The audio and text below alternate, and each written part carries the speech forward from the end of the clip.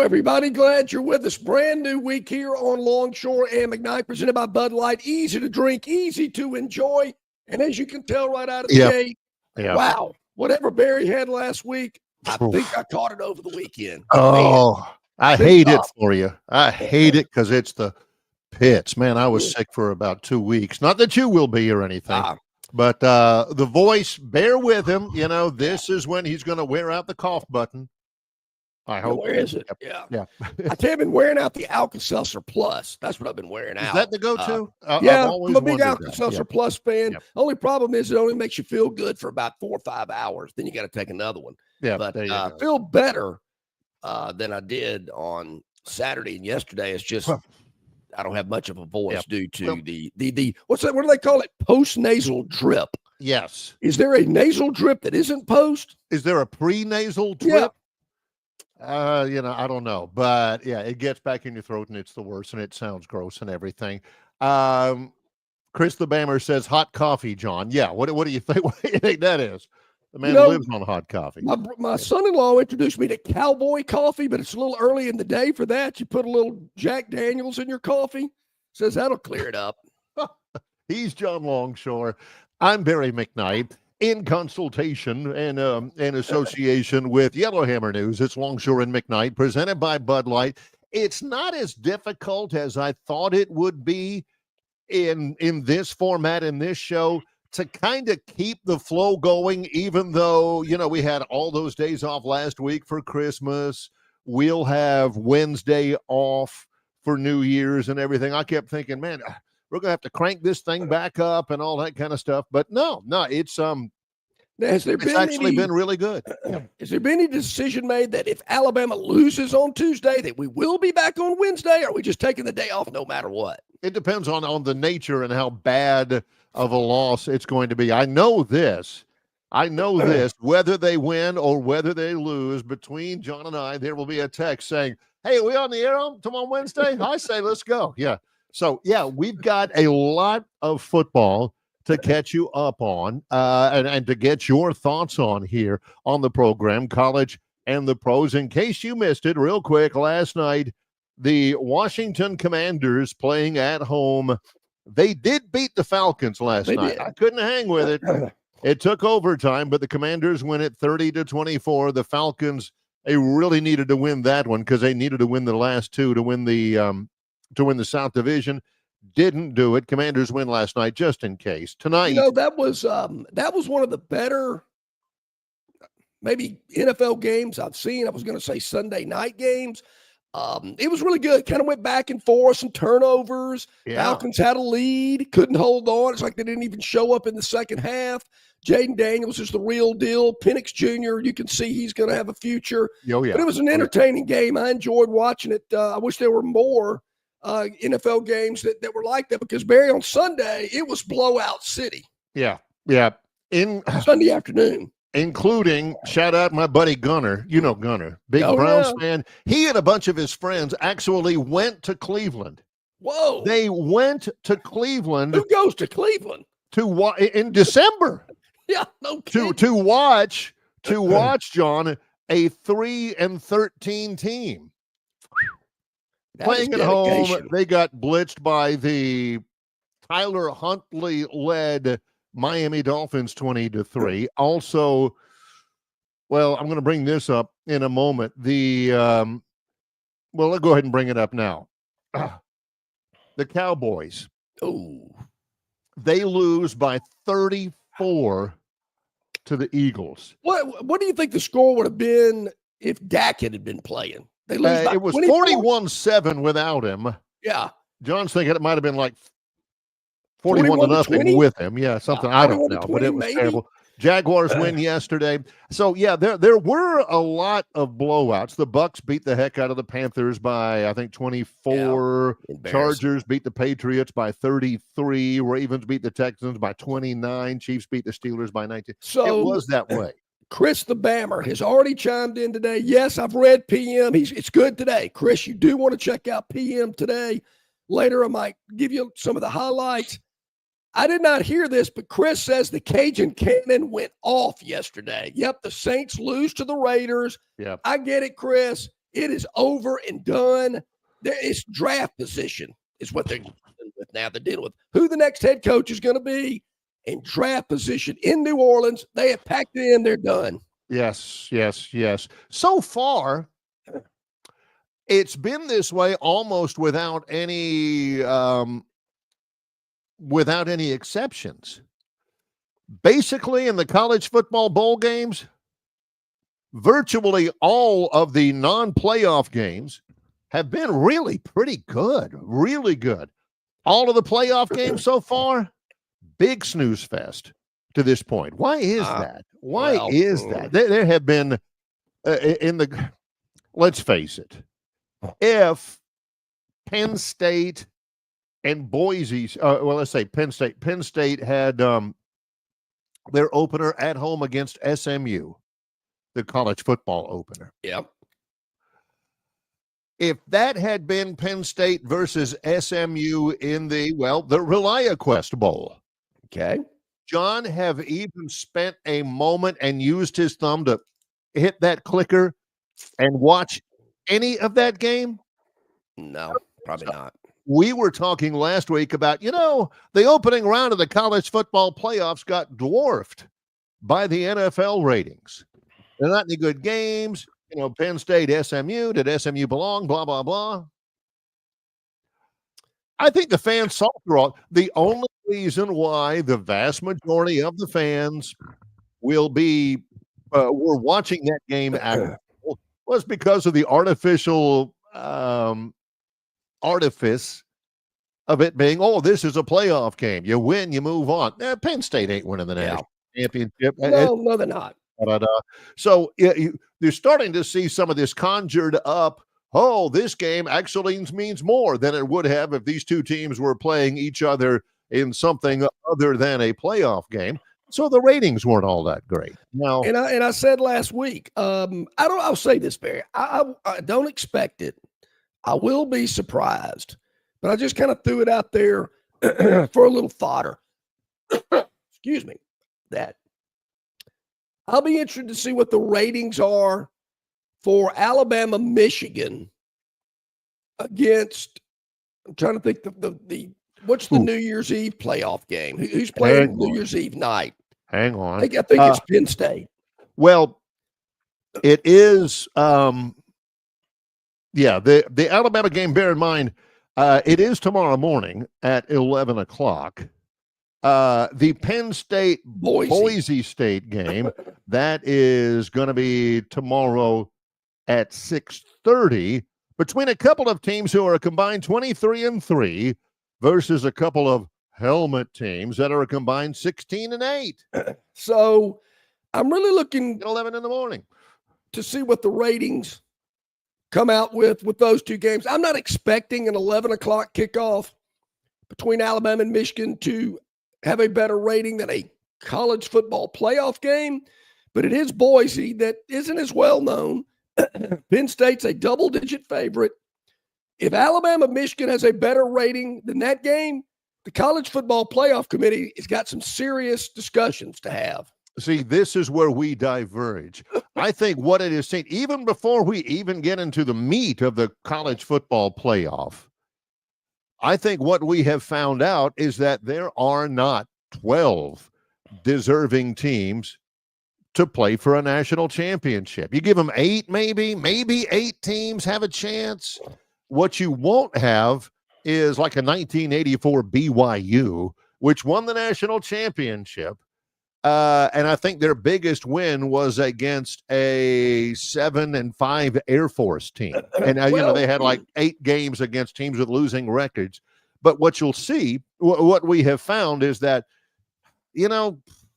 I know a lot of people are clamoring for a playoff expansion.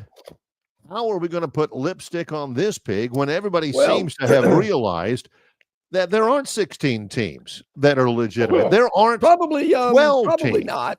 But there again, I think there'll be a couple of adjustments. Even though those playoff games that did not rate very well, they'll rate better than just about, if not all, 98% of all the other bowl games. So those playoff games will have a better rating than vast majority of bowl games. That'll be one thing that they'll hang their hat on. Right. The other will be we can't go up against the NFL. We have got to find days that the NFL is not playing and put our games on those days, or don't put them up right up against the NFL. Put them into windows where the NFL is not playing. And then there with 16, you're probably right, but the interest with the fan bases, the conferences, the schools from around the nation, one of the arguments was, well, the 14 playoff is always the Big Ten and the SEC, and then maybe every now and then another school will kind of slide in there, but the rest of the country is disengaged. They don't care. They're not interested anymore. So I think they want the whole country, as much of it as they can, to be interested in the college football playoff. How do you do that? Get more teams involved. It's kind of like the NFL. They shouldn't have that many in there either, but more parts of the country, more fan bases are engaged at least through one game. Well, and it starts, I think, quite frankly, if you add 4 more teams, I think the only positive that I can see, it starts with getting some of the players engaged. You know, if you had 4 more teams in the playoffs, maybe more of the players would stick around for the game that their team is playing in. If you're in a playoff game and you're Cam Ward and you set a record, are you going to sit out the second half? This is what, I watched, you know, we spent weekend with family. My son Jack and his wife Sarah and the 2 grandkids had a great time. Watched a little football. Dee and I had a great time. She didn't watch any football. She was with the children, but I watched a little bit of it. And I was trying to watch like the Liberty Bowl game between Arkansas and Texas Tech. Arkansas, John, had 27 players opt out. Yep. Whether they were in the transfer portal or going to the NFL draft or whatever. Texas Tech had 13. That's 40 players that were there all year, practicing, struggling, sweating, bleeding, sacrificing, that weren't there for the playoff game. I'm having a hard time. They had a guy for Arkansas, I think it was their first score, scored on a 95-yard touchdown pass. That was his first catch of the year. I'm thinking, who the heck? And I've watched Arkansas. Yeah, who the heck is this guy? To Arkansas for holding on and winning that game. That was big. Yeah. For Arkansas, particularly their head coach. But who are those guys? You know, yeah. Arkansas had 27 that didn't play. Oklahoma had 22. I watched the Birmingham Bowl in the pelting rain. Yeah, good game. Georgia Tech and Vanderbilt combined had 20 players sitting out. John, I'm trying. I am one of those people who's predisposed towards, man, I am going to watch this. I am going to watch the Pop-Tarts Bowl. I'm going to watch the Birmingham Bowl. But I'm looking at it and saying, man, I got to tell you, Barry, if they don't care, and the players don't care, why should I care? And boy, you better believe we got some thoughts about the Pop-Tarts Bowl. Yeah, no kidding. I gotta come clean. I mean, I have not watched a bowl game from opening kickoff to the final whistle. I've seen bits and pieces of it. And I think probably the vast part of this country's probably done the same thing, unless you're a fan of that particular school. There's a lot going on this time of year. We get it. I understand that. So I can't really devote 3 hours to watch NC State and East Carolina. If I'd have known the fight was going to break out, maybe I would have watched it a little bit more. You would have watched the end. You may watch it in the first quarter saying, man, I can't wait till this fight they're talking about breaks out. So I haven't watched, start to finish. I've watched probably more of the college football playoff games than I have the other ones. There's no doubt I have. Because to me, that's the big deal. That's the big enchilada. That's for all the cheese. So I'm going to watch that. But Barry, with all the opt-outs and the ratings and whatever, these bowls don't seem to mind. I mean, the last I checked, there's still the same number of bowls as there's always been. Probably added a couple that I don't know about. So either ESPN's okay with it, who broadcasts all these bowl games. They're not losing money. They don't care who's playing. They're putting them on at 2:30 in the afternoon on a Tuesday. Big deal. So what? I don't get it. To me, it just doesn't look like it's a good business model. But what do I know? Somebody must be making some money at ESPN because they don't seem to mind. Well, when we come back, Definitely got to talk about what's happening. Got to preview the Alabama Bowl game. It's tomorrow morning, people, 11 against o'clock. Michigan. Yeah. But I never thought I'd see the day in college football, honestly, where you would have a bowl game where they got a special dispensation from the NFL, from the NCAA, to put sprinkles on the sidelines and to put aluminum foil wrappers on the uprights in the Pop-Tarts Bowl, where you have where you have a trophy that is an actual working sterling silver toaster. And even that was more legitimate than what I saw on the field from the quarterback at the University of Miami. Yeah, it was it was interesting. And I got to give them some credit for being creative. Yes. I mean, maybe that's what it takes to get some of these bowl games interesting, but they got a creative marketing department. I give them credit, but Barry, there was one glaring omission in that game, and we'll talk about it when we get back. About that. I didn't notice it until John texted me about it. Where in the world can we get some unfrosted love? I'm with you. I don't get it. I watched a lot of that game, Barry, and I'm sitting there with my son-in-law. I said, I don't see one unfrosted Pop-Tart out there. Everything's frosted. Everything's got sprinkles on it. I mean, there's no love to the unfrosted Pop-Tart. Now, I am told, I did not see it, but allegedly Jordan Rodgers, who was doing the game, had an unfrosted Pop-Tart pocket square.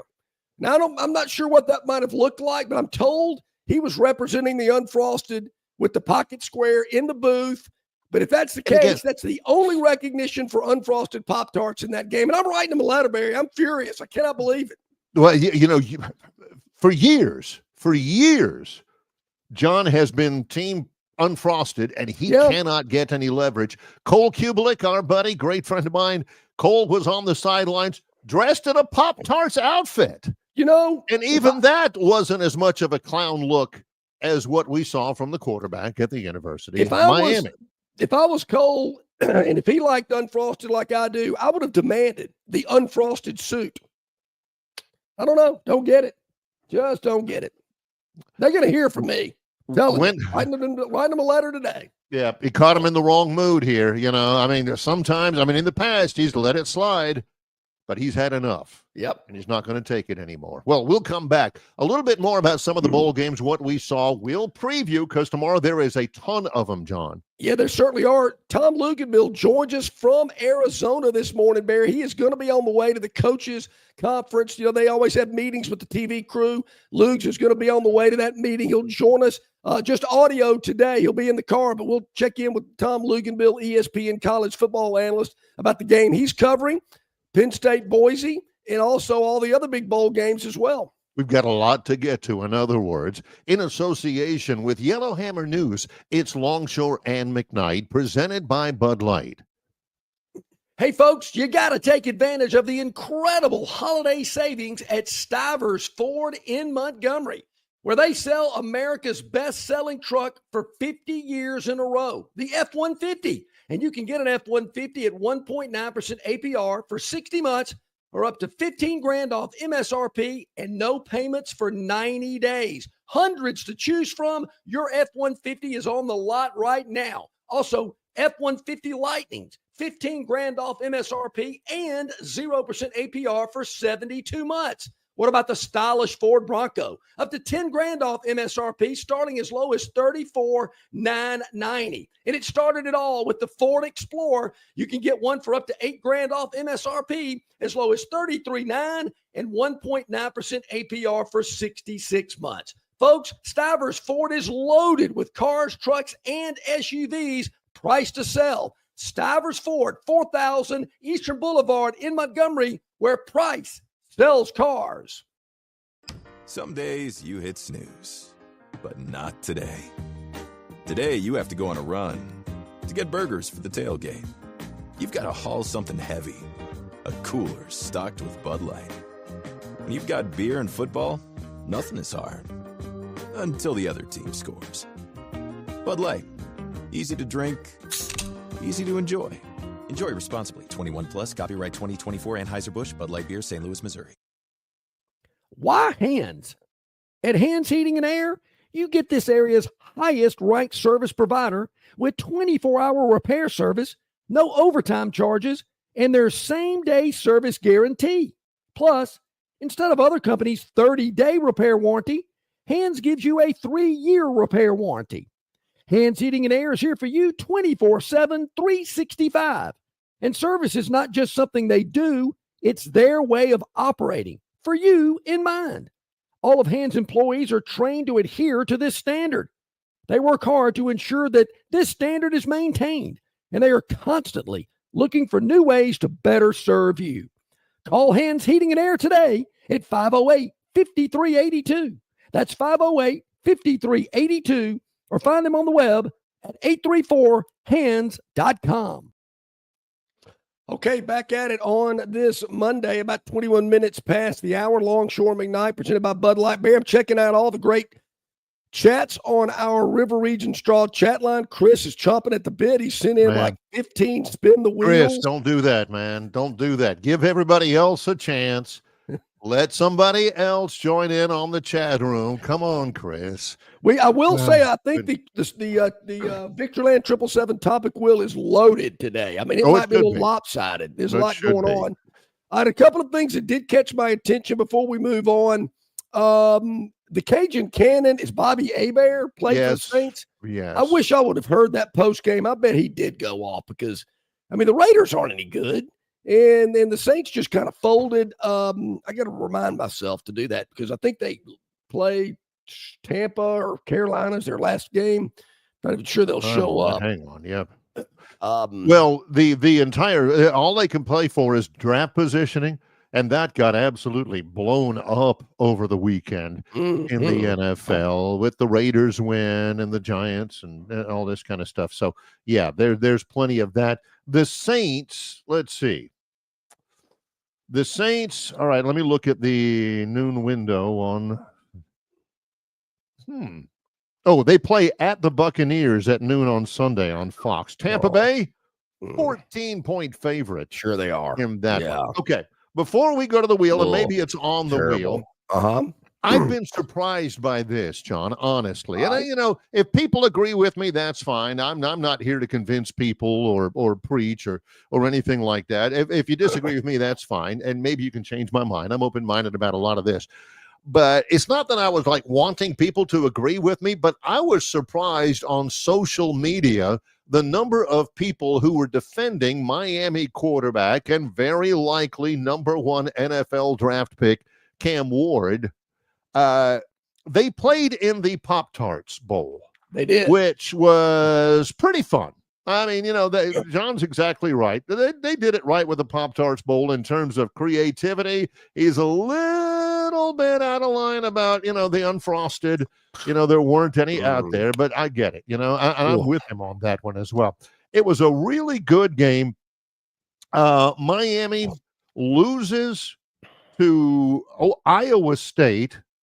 Not a big fan of the Iowa State uniforms, by the way. Oh, that was terrible. Oh, they were horrible. Yeah. They got good uniforms, but it was like, like somebody said, it was like the Mean Machine was playing or something like that. So anyway, they had Miami and Ohio State. Iowa State wins it 42-41. Great game. Yep.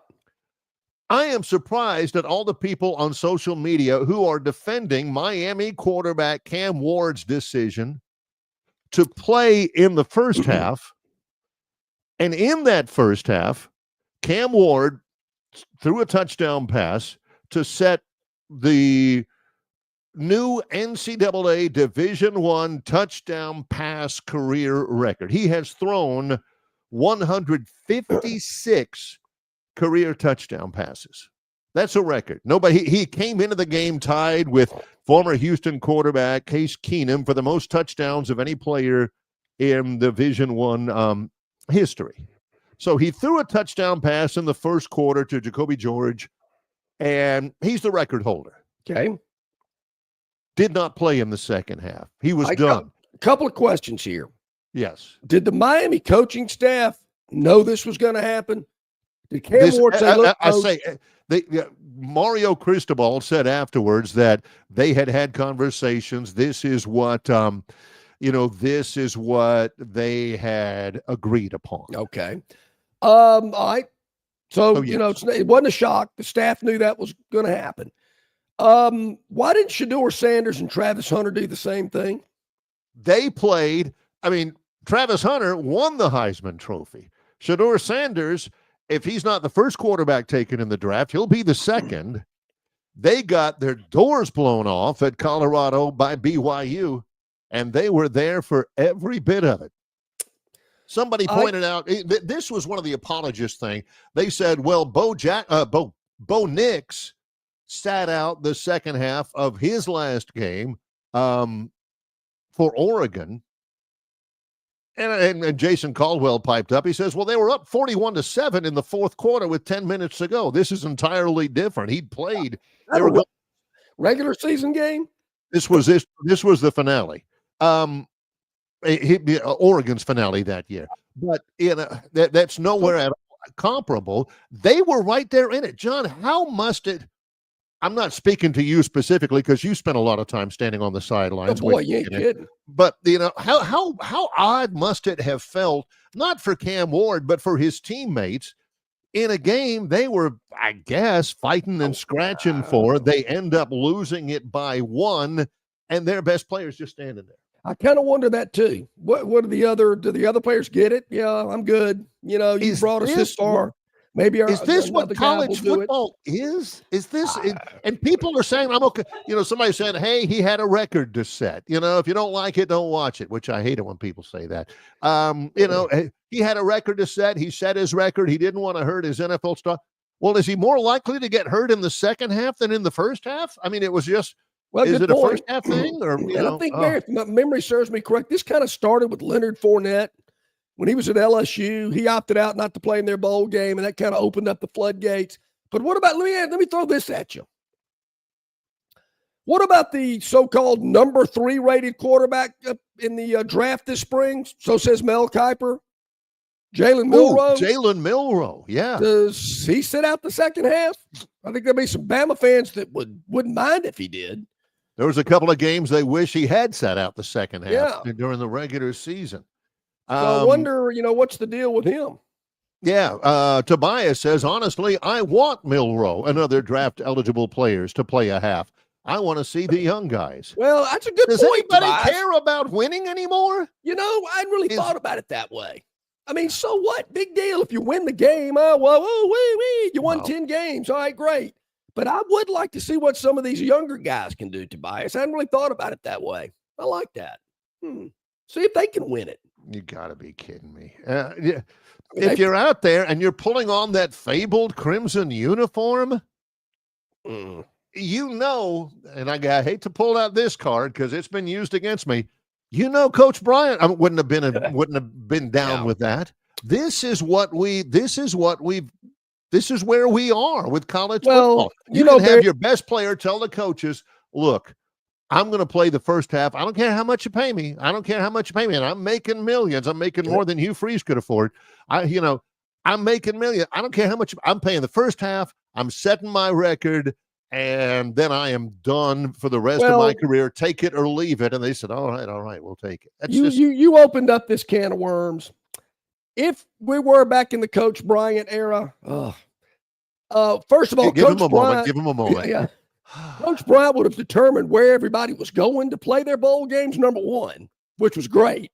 Now, you're going here, you're going there, and we're going here. Yeah, but all on those same lines, they have somebody say, hey, Coach, I'm with the Bahamas Bowl. Who do you want? I don't give two, get off the line. I got other phone calls coming in. I got to worry about the rose and the orange. I'm locked in the sugar. Then no transfers, no NIL. Well, maybe some, but it was under the table. Yeah, not so you could notice. And, the kids cared about playing, and there weren't but about 10 bowl games, and it was a big deal. You wheel the other TV in from the bedroom into the living room so you could watch the end of the Rose Bowl and the start of the Orange Bowl. It was great. That was a great, feel like Ralphie back in A Christmas Story. I mean, that was great. Yeah. Now, so what? When am I getting drafted? So, people are defending that, though. People are saying, I don't mind at all that his teammates were out there playing and getting a hit and, turning an ankle and sweating and everything while he's over there. And that, Barry, that kind of goes back to what I said earlier. Obviously, the NCAA has nothing to do with these bowl games. So I guess they don't have any control, but they don't have any anyway. And the network seems to be okay with it. I mean, they're pumping up Capital One Bowl Week. It's the most wonderful time of the year. And there again, but as I said, I have not watched a bowl game from kickoff to the final whistle, every bit of it. I've seen bits and pieces, but I haven't seen every game that's been played so far. And maybe it's just oversaturated. Maybe there's just too much. And I've also said, it's better than putting on a rerun of the World Series of Poker. Let's just put on a live football game and see what happens. And the odd thing is that those bowl games have been much better than the actual playoff games. Much better games. There is a bowl game today. Yes. By the way, one. And Barry, I'm glad you brought that up. I'm glad you bring up a lot of things. When I was going through the Dreamland pick threes, I went, here we go. Yep. Folks, we're going to have to hold it over because, Robbie has two games that are being played today. So we got to wait for the results of that. Curtis is already in the barn with 3 winners. I mean, Curtis is going, Whoa. Are you kidding me? I'm already got 3 winners. I got to wait? Hang on. Yep. And then Daryl has got 2 winners, but has a game today. So we will not be able to announce the winner of the Dreamland Pick 3 until tomorrow because Robbie and Daryl have games that are being played today. Curtis, you're in the barn, buddy. I mean, you're cutting that cigar ready to go. Only problem is, got to wait for these 2 guys to see how that plays out for them. But if you're making plans or anything, this is also where we are in the world of college football. It's Monday, right? I mean, you and I are working. Now, we got to work. A lot of people are working. We're not working the whole week, but we're working. It's Monday. The bowl game today is the blah, blah, blah, blah Music City Bowl. Trans-Perfect or something like that. It's Iowa versus Missouri. Missouri's number 19 in the country. They're 9-3. Iowa's 8-4. I got to go to Iowa this year with Troy football. Good team, but their starting quarterback has opted out. Their running back has opted out, Caleb Johnson and everything. John, it is at 1:30 on a Monday afternoon. ESPN's got it, 1:30. Well, to me, Iowa is the most boring college football team I've ever seen. I don't see how their fans just don't fall asleep. Missouri's been hot and cold. They look great one week, they look terrible the next. There again, I wouldn't know how to handicap this game. Are you kidding me? Missouri is Alabama's second biggest win of the year. It's number 2 in terms of, if they win it 34-0, if they'd have won it 68-0, maybe that would have given them enough juice to get into the playoff. Missouri's laying 2.5 with a total of 40.5. Barry, I don't think Iowa has played a game this year where the total has been 40 or higher. I mean, they must think Missouri's going off today. I mean, I've seen Iowa games where the total's been like 24.5. I don't know how they arrive at those anyway, because like I said, I can name the starting quarterback and the starting running back at Iowa. The running back ran for about 1,400 yards that have opted out. I don't know who all is playing. Out of all of the games, let's just take last Friday. Okay. There were 5 games on Friday. That's the only reason why I'm bringing that up. 5 games. Okay. Out of the 5 bowl games played last Friday, just those games, 146 players sat out. John, average it out. That is 15 a team. That is 30 a game that are not playing. So doubtlessly, if anybody is surprised by the numbers, obviously you got to go back and look and say, who's playing? Ooh, he's not. Okay, he's playing. I watch it just because I enjoy football. I'm one of those guys. I like watching a football game. I like watching, people compete. So no, I'll watch it. But there's a lot of people who are saying, who is that guy? Walk-on wide receiver is starting? What happened to this guy? Wait a minute. I put 150 on this game, and their best player has not been on the team for a month. What? It's got to be difficult. Yeah, it's got to be tough. You're right about that. It is, and you talk about players not playing. What do you make of this, Barry? Besides a brooch or a funny hat or something like that? Yeah. Was it about a week or so ago? Alabama Mbakwe, the defensive back, I'm hitting the portal. Then like two days later, no, I'm staying. And then I see over the weekend, he's playing on the offense. They got him playing both ways. It gets to the point that sometimes it's not just strictly about money. People think Jalen Mbakwe had a deal to go to, I think maybe it was Ole Miss or something like that. He wasn't in the portal, but somehow somebody had gotten word to him that, hey, man, if you go here, you can play here for this amount of money, right? And say, It's all about the money. I'll submit to you, John, that it wasn't all about the money. It was maybe 90% about the money, but it was also he wanted some assurances. Jalen Mbakwe don't want to be a defensive back. He doesn't think that's as much fun. He doesn't think that's where he's going to play in the league. He wants to go to some place where he has an assurance that he is going to play wide receiver. Alabama wasn't willing to give him that assurance until they found out he was pretty serious about it. And they said, oh, no, whoa, wait a minute. Let's sit down. Don't be so hasty. Hang on just a minute. We were just supposed. Of course you can play wide receiver. Yeah, absolutely. We think you'd be great at wide receiver. This is also what it's all about, John. There have been guys. There was a linebacker at Florida named Pyburn that transferred to LSU because he told Billy Napier, I want a contract I want an agreement that stipulates that I will play on third downs, that I will be the starter all year, and that I know you can't do that. So this is probably the Mbakwe deal. He wanted promises. And he ended up strong-arming him a little bit and ended up getting those promises. Yeah, how do you think Coach Bryant would handle that? Well, there's the door, son. Don't let it hit you on the way out. Yeah. So I'm going to be interested to see, how many reps he does get on the offense. I had one other thing I want to address before we go to another break. Our man Robbie, there again, having to hold over the Dreamland pick 3 because Robbie and Daryl have games today, which is fine. No problem. We can handle that. Curtis is probably chomping at the bit about it. Robbie is frantic about what's going on in our bowl prediction contest. Well, I'm looking at the first page right here, right now. And I know that our friends at Yellowhammer News are switching over their website. There's going to be a brand new homepage. I know they were doing that during the holiday season.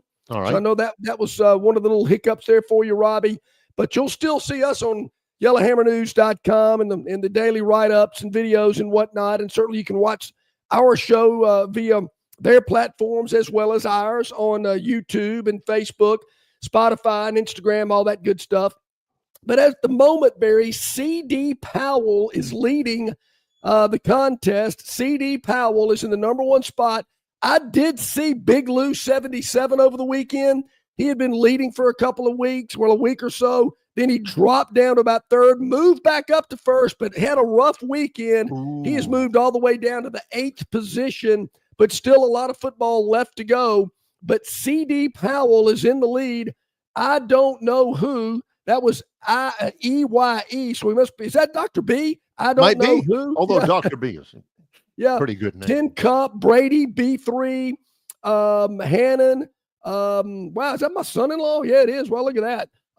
So we got a lot of good folks up there just scrambling for that number 1 position. Robbie, if this is you, I don't know, but I've emailed you to tell me what name you used.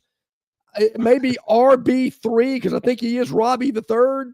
So RB3, I don't know what RT2N means, but whoever that is, you're in the 30th position.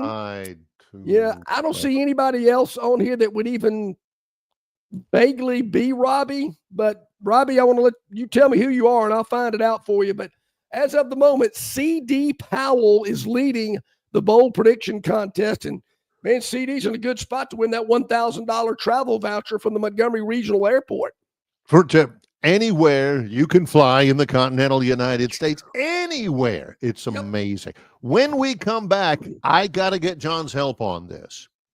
John has been renowned. He's a man of many talents, but he has been renowned over the years, more so than anybody I know, with his ability to read between the lines. John, can you help me when we get back? I'll certainly try. We've got that coming up. It's in association with Yellowhammer News. This is Longshore and McKnight, presented by Bud Light. Book tee time sooner. Save on every round. That's what you get with the 2025 RTJ Trail Card. Destination golf is closer than you might think. Buy a 2025 Trail Card and save every time you play. Plus, you will be automatically entered into the Trails Loyalty Program. Enjoy 10-day advance reservation privileges at each location. 11-day advanced internet tee times on rtjgolf.com and the RTJ app. Enjoy the benefits of a 2025 Trail Card. It makes for a great stocking stuffer, and you save on every round you play in 2025 on the Robert Trent Jones Golf Trail. In sports, if you think joy only happens after you win, think again. Look at the world's most successful athletes like Serena Williams, Brooks Koepka, and Alex Morgan. They don't spend all their days grinding away. They take time to enjoy themselves, like getting together with friends over a Michelob Ultra, because they know that happiness is the key to winning, and that joy is the whole game, not just the end game. Michelob Ultra.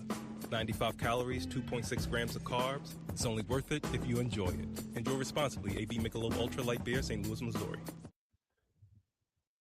Local banking expertise, the newest innovations and technology, personal attention, genuine hospitality.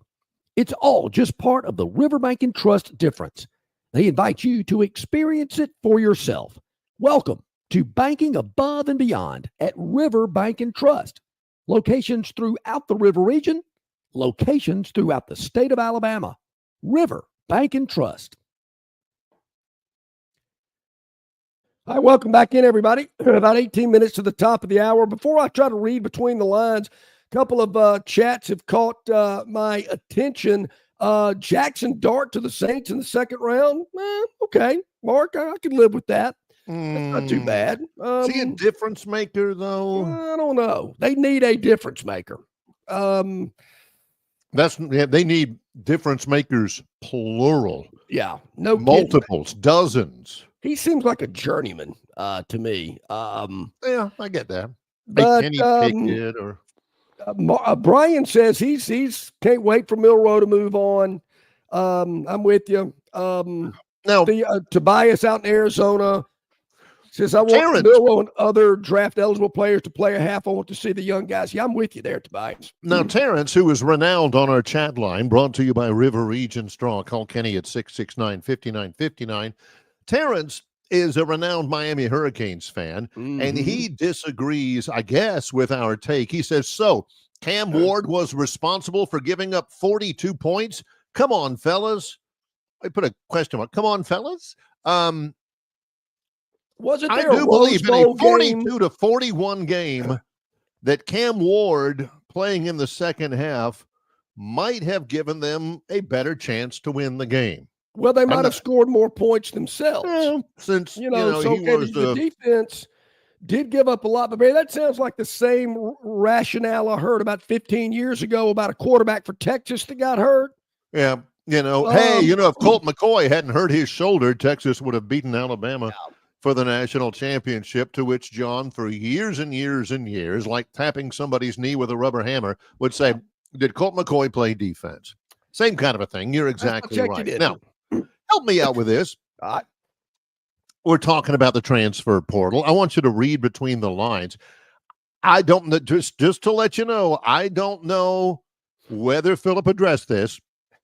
I did read Philip Marshall's Sunday musings or whatever it was from Auburn and beyond. I did read that. I can't remember if this was a part of it. But in the transfer portal, he did mention that for the first time since he can remember, and I'm thinking, which is it? Can you, since you can remember, or how long you've been, doing this? Because he's been doing it a lot longer. There's a lot of things he didn't remember. Yeah. First time? No, I've not. I've been nervous before. lots of times. Yeah. But he says in his entire career of being around Auburn, he has never seen an Auburn team like this upcoming team where every quarterback on the roster has never taken a snap for Auburn. Right? He said that. Okay. I don't know if he said this. He was talking about, Peyton Thorne graduated or ran out of eligibility. Holden Garriner's transferring. Walker White is transferring. Well, Walker White, I don't think he said anything about this. Walker White committed on Saturday. The former, I guess, 4-star quarterback from Little Rock, who looked like he was going to be the answer. When Peyton Thorne left, this kid who had been learning at his knee is gonna, come in. He's gonna be the long-term answer at quarterback for Hugh Freeze. Well, it didn't happen. Didn't work out. Barry, if I recall, there was a lot of giddiness and excitement and kind of golly gee when that guy committed too. But just saying, because I know we went through a giddy period last week talking about Auburn quarterbacks. But please continue. Well, he has committed as of Saturday to Baylor, which has a lot of NIL money going on. Baylor. Auburn will play Baylor in Waco. In Waco at the start of the season next year. That's not my point, though. Baylor, their offensive coordinator is a guy named Jake Spavital. I know John doesn't remember this, but he's been a guest on this program before.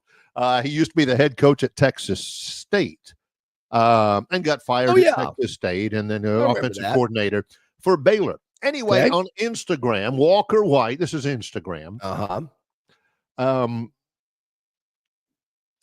Pete Thamel from ESPN. Walker White talked to Pete Thamel, and it was on Instagram, which is where I saw it. This is where I need you to read between the lines. Okay. Pete Thamel reported that Walker White said this, quote, "I can't wait to meet my new teammates and get to work in Coach Spavital's offense. I'm also excited that there is a clear plan for quarterback development." Ooh. I saw that, Barry. Now, there again, you've heard the term. What do you read out of that? Knee-jerk reaction. Usually your first impression is the one that John rides with, okay? Well, that's true. Uh-huh. There again, though, Barry, wow, she looks great. And then she gets closer to you. Whoa, wait a minute. Hang on. She was a 30-footer. But I don't know. There again, I don't know what the situation was at Auburn in the quarterback room. Maybe he just said that, thinking, man, this guy's got a big reputation, blah, blah, blah. But it did come across that as I got no development. I got no teaching, no learning, no, trying to make my game better through coaching. That's what it sent to me. There was a lot of controversy about Peyton Thorne. Played, didn't play, played, didn't play. Fans were screaming and hollering. So, yeah, maybe a little shot. And Barry, Auburn's got to go to Waco in week 1. I mean, that's very interesting here. This guy's said something. If Auburn goes in there and blows them out and Walker White's the starter for Baylor, woo. But if Auburn goes into Waco and he lights Auburn up, ooh. Here's the thing. If that happens, okay.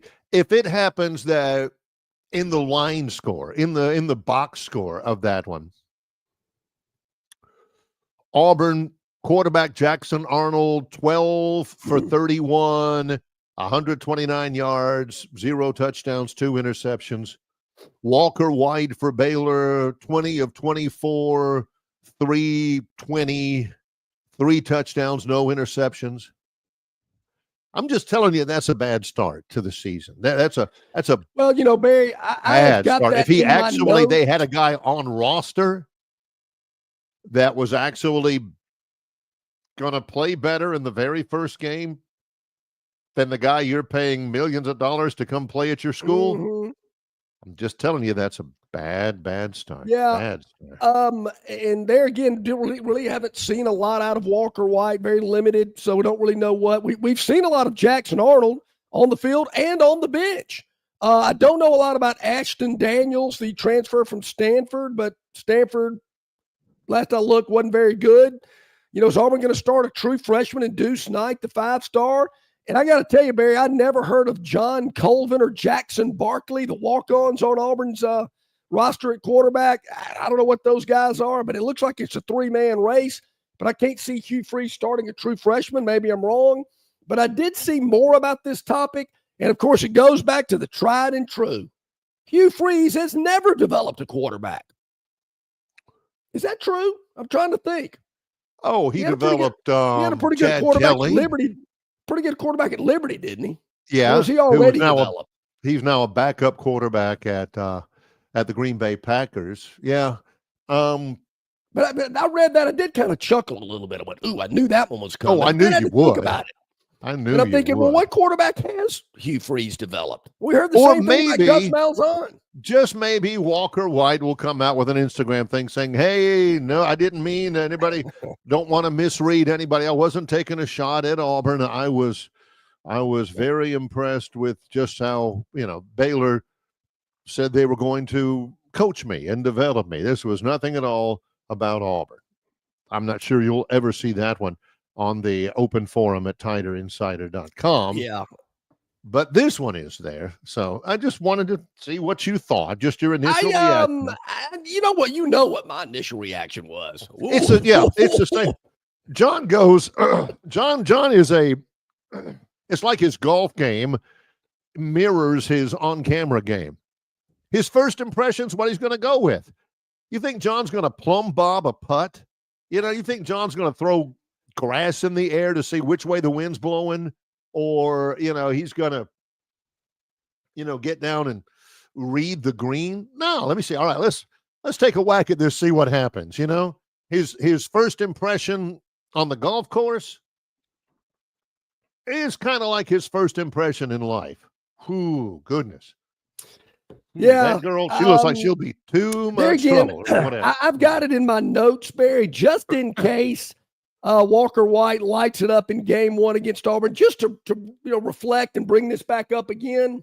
That's gold. Hey, Barry, remember back in late December when we were talking about Walker White, what he had said about not getting developed, and he goes up and lights Auburn up, beats them by 3 touchdowns? Whoa.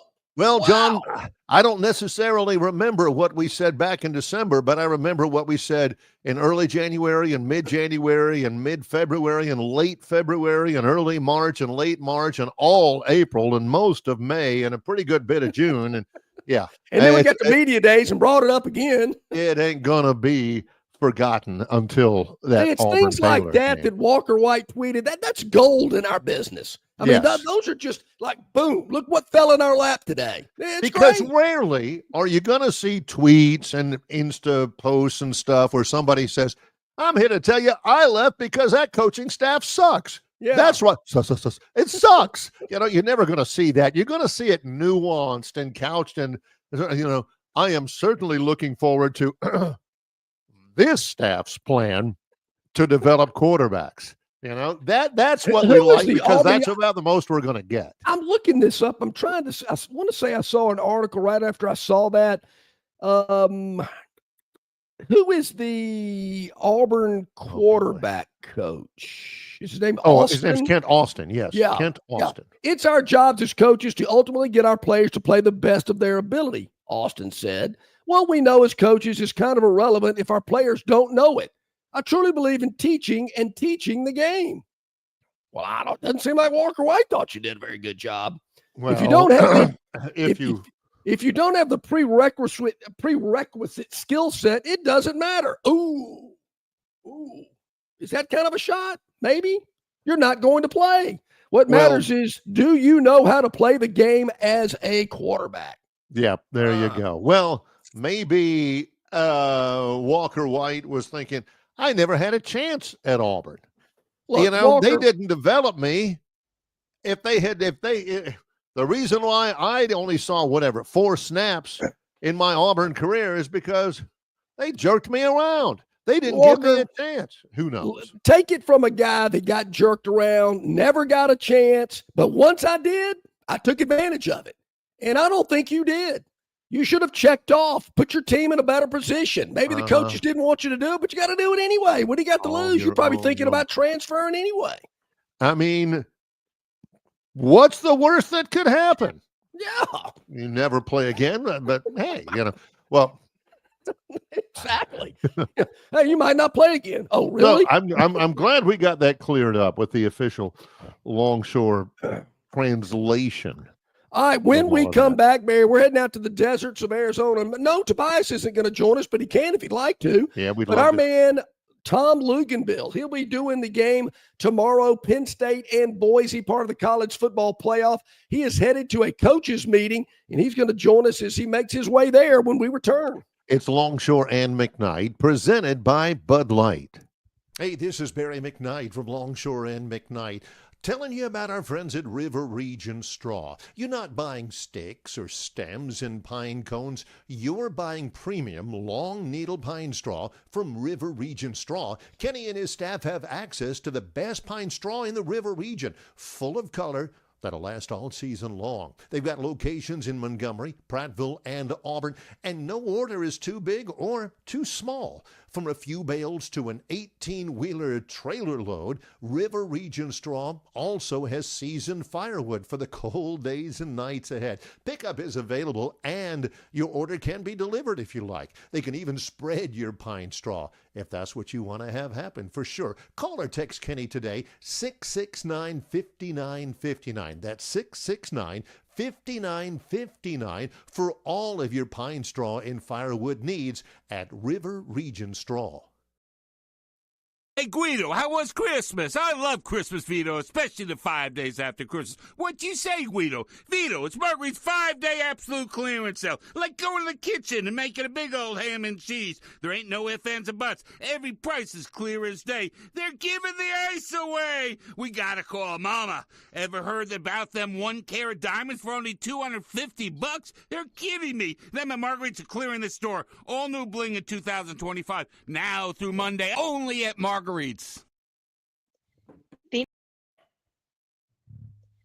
Phoenix Physical Therapy is ready to help patients recover, recharge, and rise.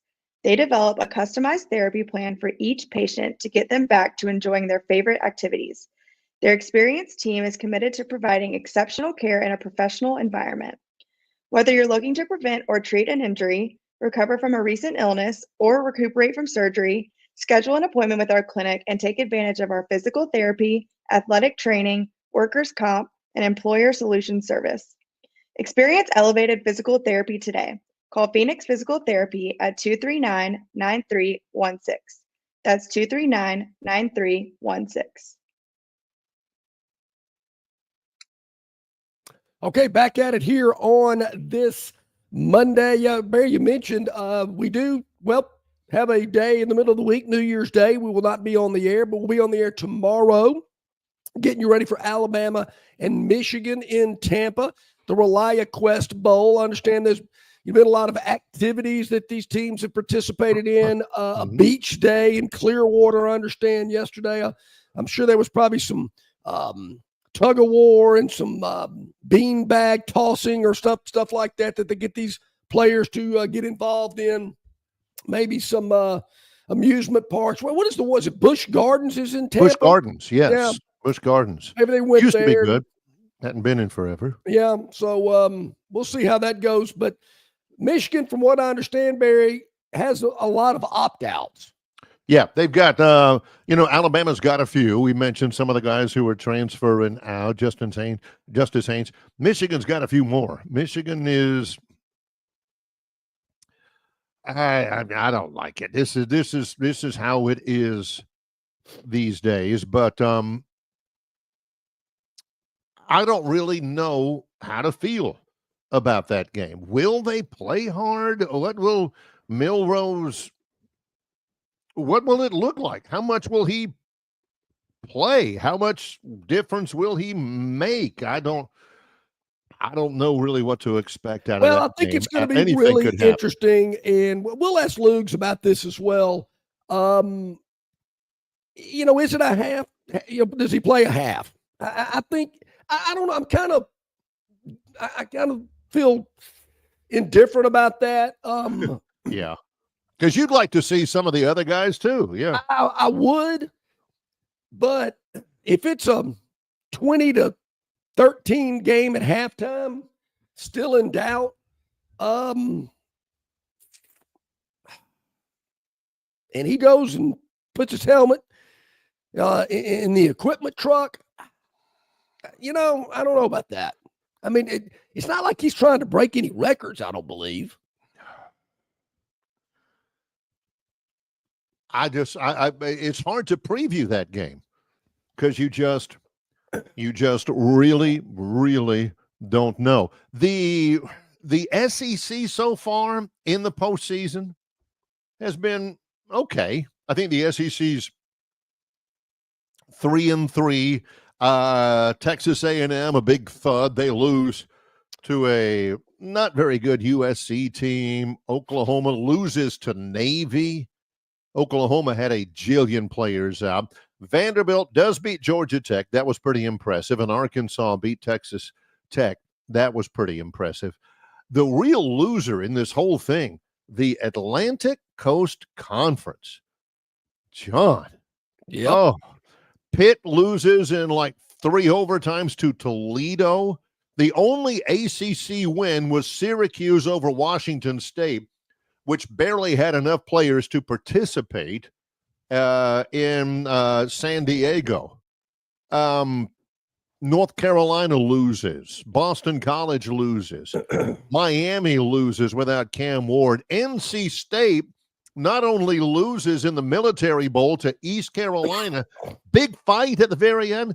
I want to say the ACC is 1-6, 1-5. Yeah, they've been awful. I don't know what the record is, Barry, but I know they've only won one game. Not sure how many they've lost, but only one victory. I think you just pointed it out. Syracuse, who won big.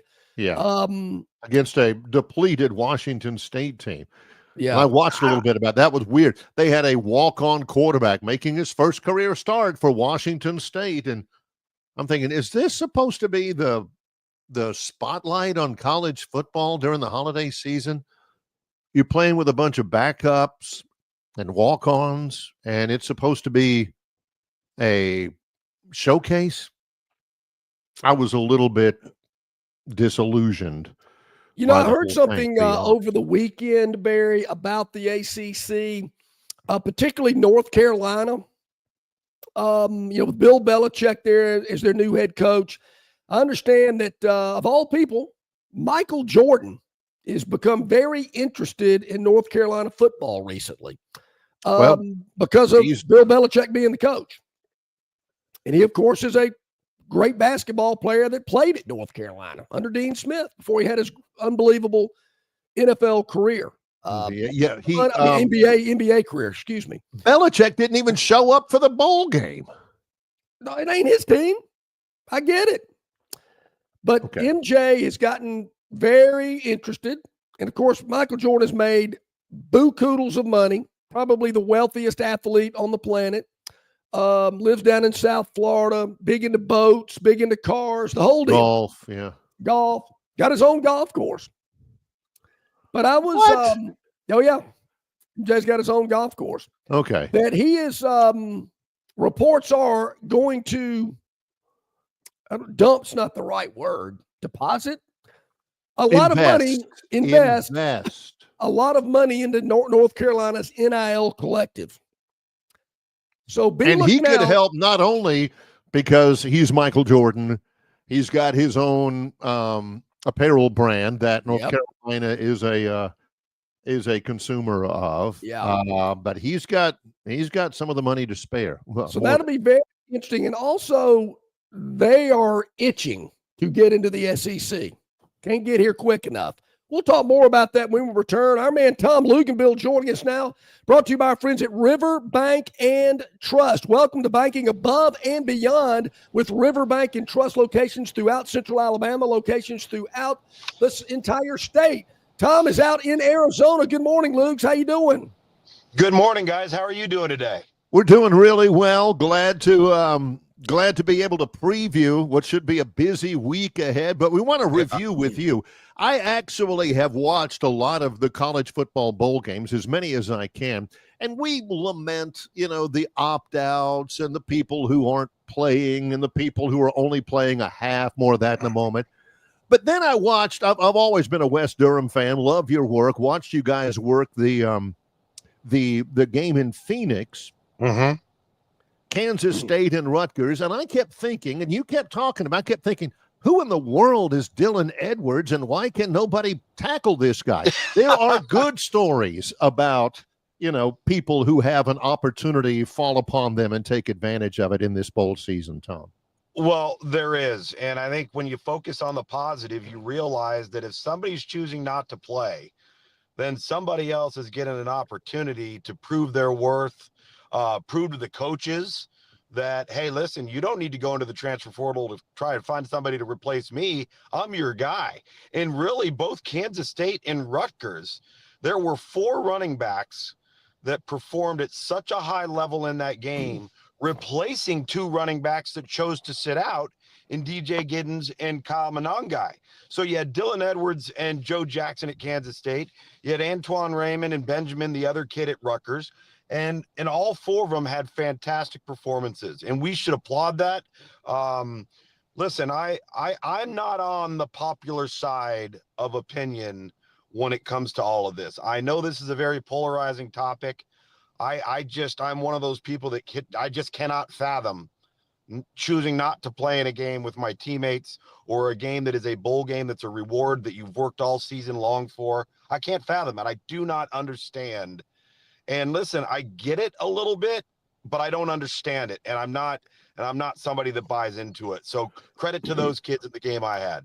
So I think I know your feeling though then about Cam Ward from your previous statement. Who even elects to play just a half of football, not even sit out the whole game or play, but play a half of football. What are we doing, Tom? That's even worse than Yes. opting out. And I don't know if you guys saw my tweet. I did, yes. That night. And listen, I'm just frustrated by all of this. How in the world did we get to the point where winning doesn't matter anymore? One person is more important than the rest of the 84 players. A bowl game is meaningless. Well, if that's true, then don't play. If you qualify for a bowl game as a program, say we're just not going to play. Because if they're so meaningless, why would you go play in one? And to sit there, and I don't even care about the record. I don't even want to sit here and say, well, he did that just to get a record and then to sit. I'm not so sure that's true. I don't know. And I don't know if this decision was all premeditated. But if you go back over the course of the last week and you look at the comments that Mario Cristobal made about Cam Ward and his decision to play, you didn't hear him in there talking anything about not finishing. All you heard him talk about was finishing and competing. And I'm sitting there watching that on the sideline and watching this game slip away, and looking at Mario Cristobal's face. And I know him. I actually know him very well. There's no way you can convince me that what happened that night was not against every fiber of his being. And I have just such a hard problem with this. And I know there's people that don't, and that's fine. They're entitled to their opinion as well. But there was something fundamentally wrong with that. And the game was lost, and it didn't have to be lost. And that's just so unfortunate in my opinion. And on the other side, Tom, we talked about this earlier today. You got Shedeur Sanders and Travis Hunter. They played the entire game. And they were getting getting their tail kicked. And in the fourth quarter are balling out, both of them. And to be honest with you, that made it even worse, because now you're looking at a team that's got no shot of winning the game and didn't from the moment the ball was kicked off, versus a team that had the lead at half, extended that lead by 10 points, and had an opportunity to get 11 wins, to have an 11 wins. You know how rare it is to have an 11-win season, yeah. but that doesn't matter. And I'm sickened by it. I know this is apparently the world that we're living in right now, but when you see guys like Jim Larinaga, Gus Malzahn, Chip Kelly, Dave Clawson, Tony Bennett, the basketball coach of Virginia, basically throw their hands up and say, what are we doing here? I'm out. This is ridiculous. It's interesting to note a couple of things that I've kind of written down about what we've seen so far. One of them is that it seems, with only a very few exceptions, that all of the non-playoff games, like the one in Phoenix, have been really, really good, really, really competitive games. The playoff games, not so much. You know, to a large extent, the non-playoff games really do seem to still matter. I mean, they've at least been good, hotly contested games. Yeah, and they're engineered to be that way. You know, you're trying to create matchups, favorable matchups where teams are, you know, fairly equitable across the board talent-wise. The challenge now, as opposed to 10 years ago, is the team that got you bowl eligible is rarely the team that's playing in the bowl. You know, and so sometimes it's a crapshoot and you don't know what's going to happen. But going back to your comment about the playoff and the first round of it, you know, people don't realize that 20 out of the 30 semifinal games when there was a 14 playoff was an absolute blowout.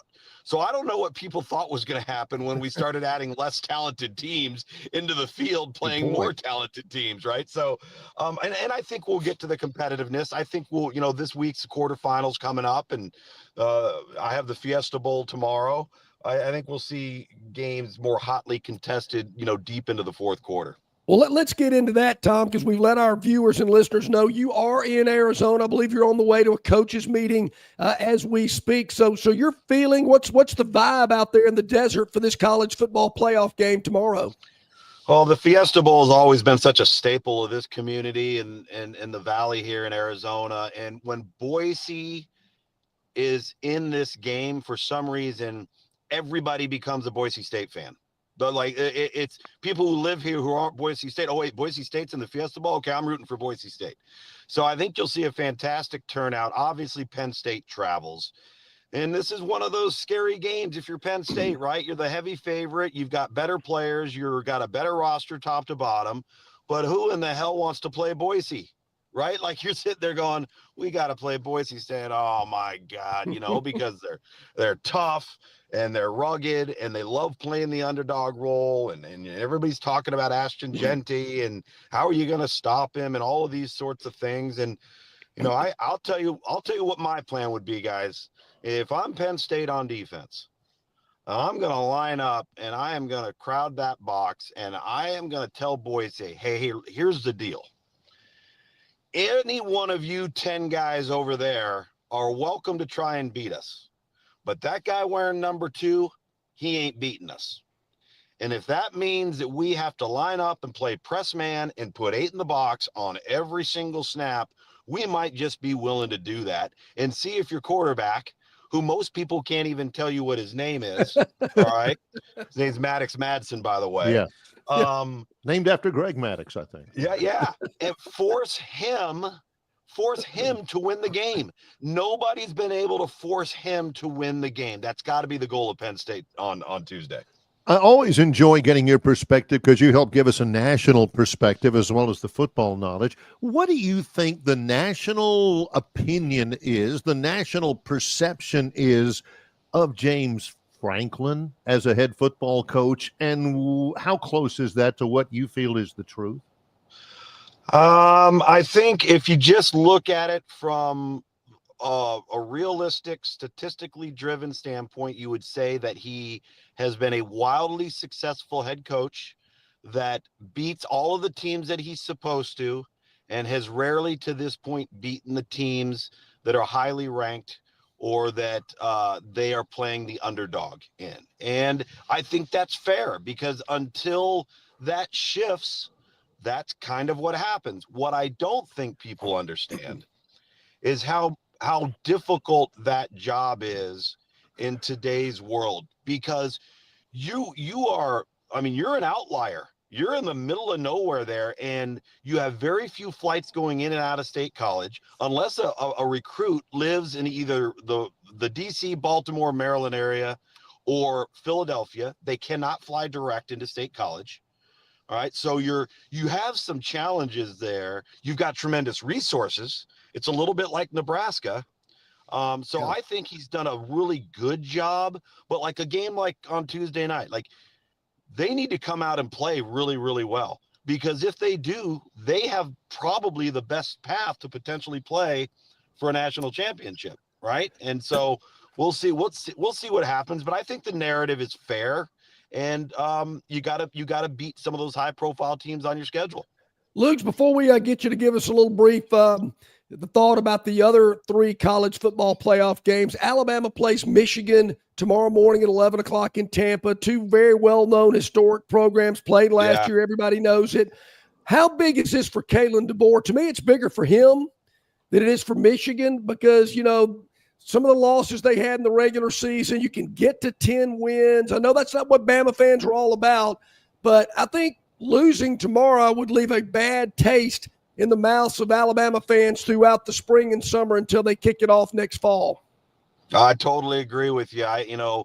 This game, in my opinion, is about who wants to be there the most. Who thinks this is important? Who looks at this completely different than Miami looked at their game, right?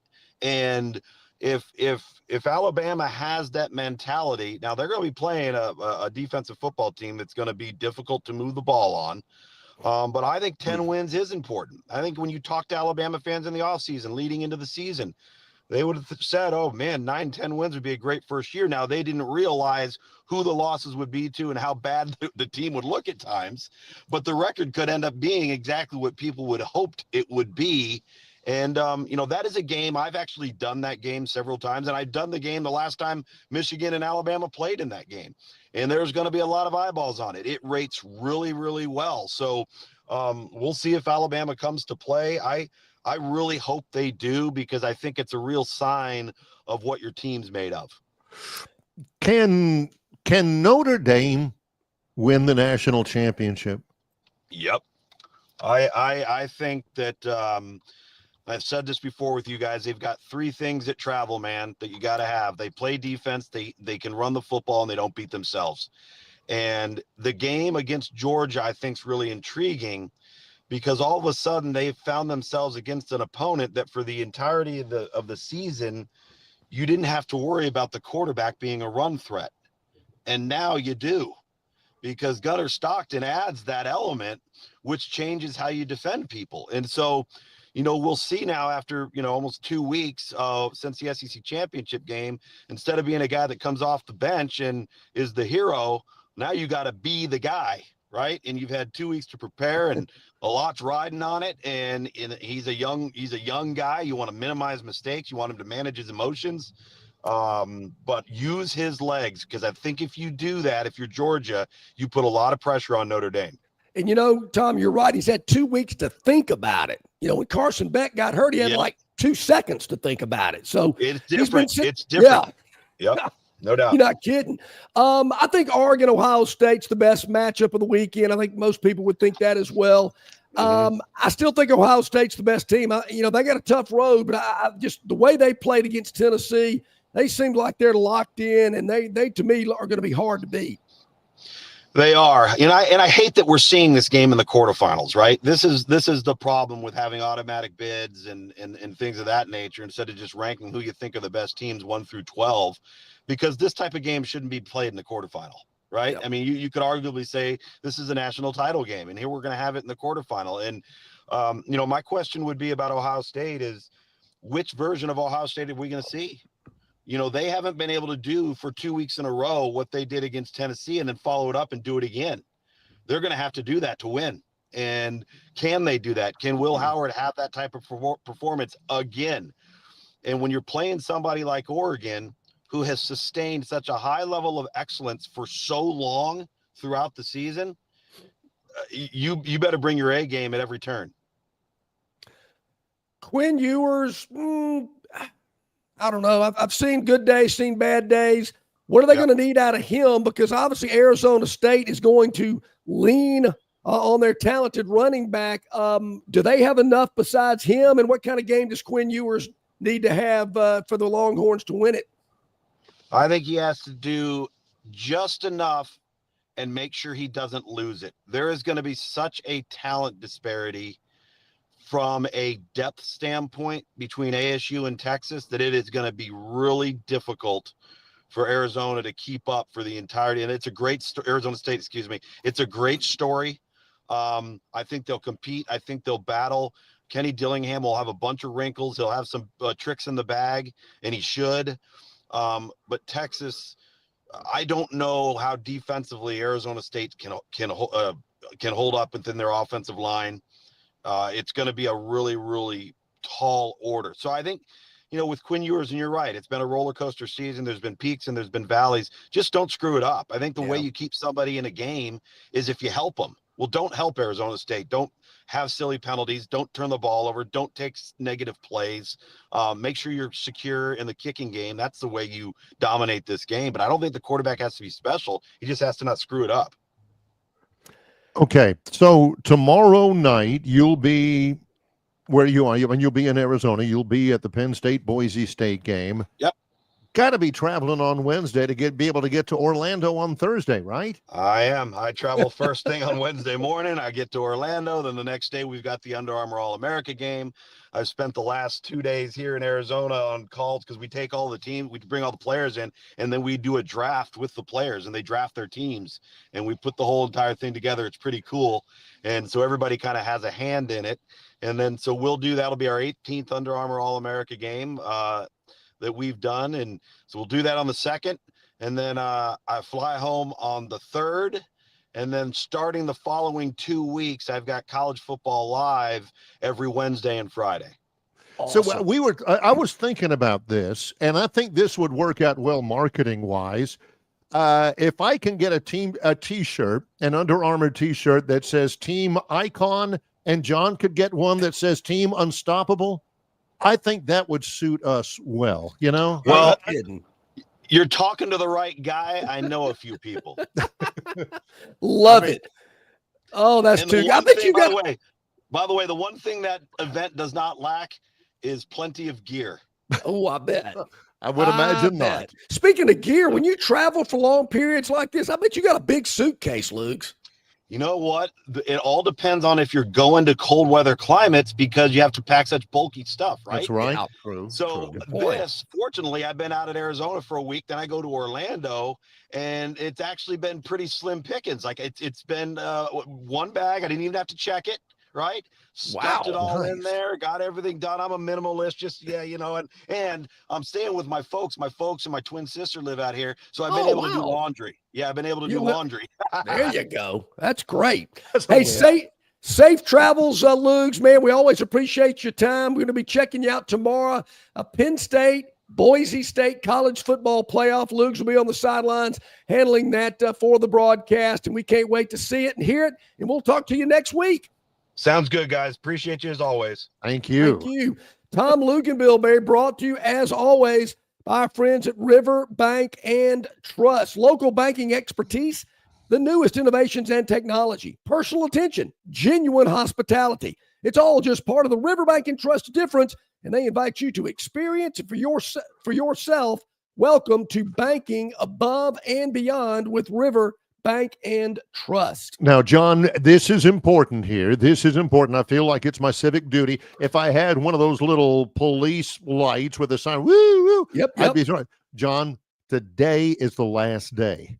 What? This is it over at Marguerite's. It is. You're right, Today Barry. is it. The one time a year, absolute clearance sale is going on now. But today, after today, it's over. Yep. It's I was over. out there yesterday, Barry. It is amazing. You go to the cases, they're clearly displayed. Everything in this case, this amount. Everything in that case, this amount. In about 20 minutes or so, 25 minutes, Mary Ann is going to join us from Marguerite's to tell us about the last day of the big after Christmas blowout sale at Marguerite's. But folks, as Barry just mentioned, today is the last day. Yep. You need to make sure you head out there between 10 and 6 today.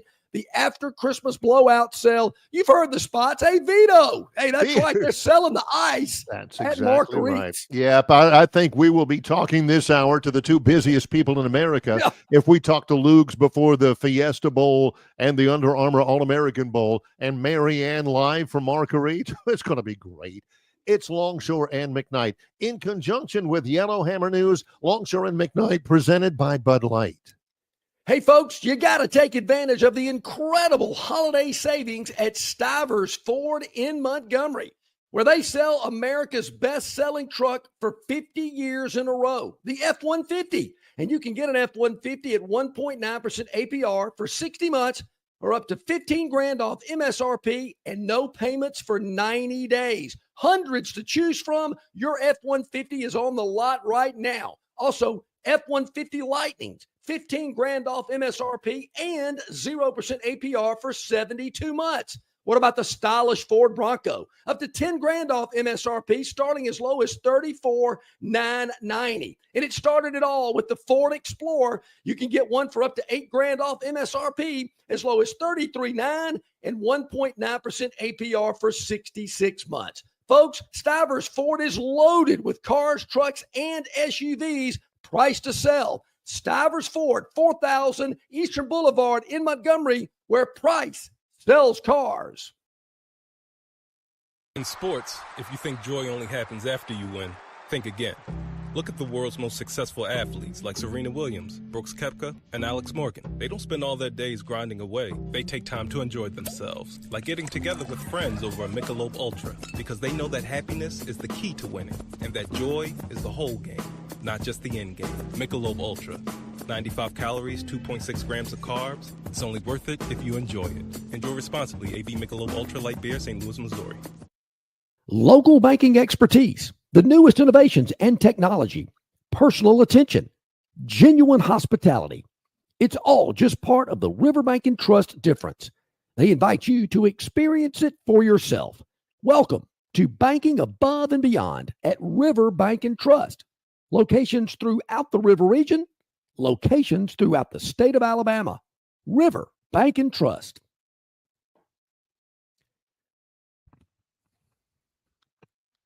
Dixie Electric Plumbing and Air has teamed up for the 4th year with the Food Bank of East Alabama and Montgomery Area Food Bank in an effort to reduce the high percentage of food insecurity within the Montgomery and Auburn communities.